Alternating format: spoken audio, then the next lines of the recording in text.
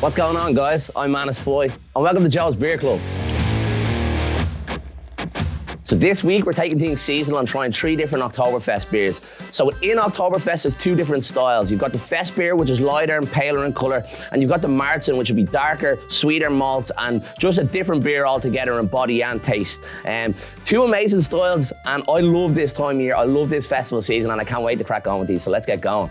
So first up, we have Augustiner Oktoberfest from Augustiner Brewing in Munich, Germany. For anybody who watched the lager episode, you might already be familiar with the guys in Augustiner and just the sheer amount of history behind the brewery. But for anybody who doesn't know, these guys are part of one of only 6 breweries that can use the trademark Oktoberfest within the festival. And that's because they're within the city walls of Munich and they abide by the German purity laws. So an amazing beer, and I can't wait to try this. So straight away, we can see that this is a Fest beer. Much lighter in colour, much paler in colour. And you already know you can drink a lot of these.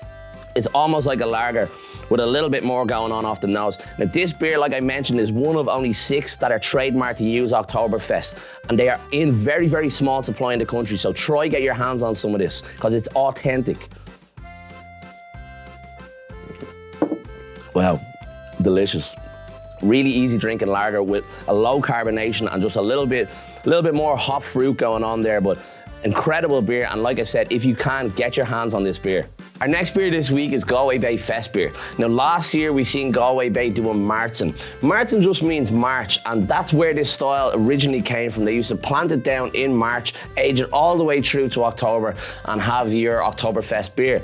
But this year they've gone with the Fest beer, the light, hoppy Pilsner style, easy drinking. So straight away, typical Fest beer, pale, lovely clarity, lovely carbonation. A clean nose with a little bit of citrus, but just super clean lager nose.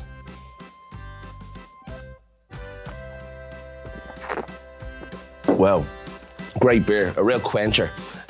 Super easy drinking. Designed to be drank at a festival all through the day, not too high in alcohol. Yeah, really, really impressed with this beer. Completely different to last year's Märzen. But a really, really good Oktoberfest beer for sure. Our final beer this week is Erdinger Oktoberfest. And this beer holds a special place in my heart. And if, like me, you used to attend Oktoberfest in the IFSC, this is the beer they used to serve. This one's a lot cloudier. That's just down to the wheat content and the way the beer is filtered. And the nose is slightly different as well. You know there's a lot more wheat in there. And that's just down to being an Erdinger beer.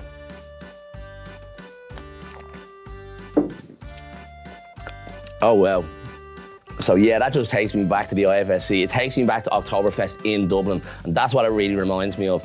So if, like me, any of you are missing them days of just drinking steins and eating too much food, this beer is the one for you. So while it's still on the market, go grab yourself some of it, definitely.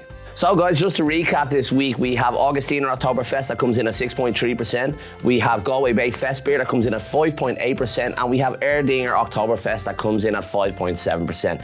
As much as I'd love to put on some Lederhausen and drink all these beers, I can only pick one.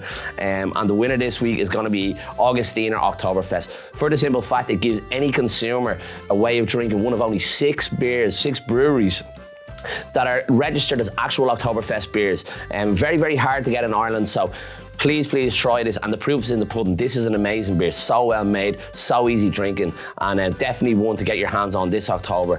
So yeah guys, Prost.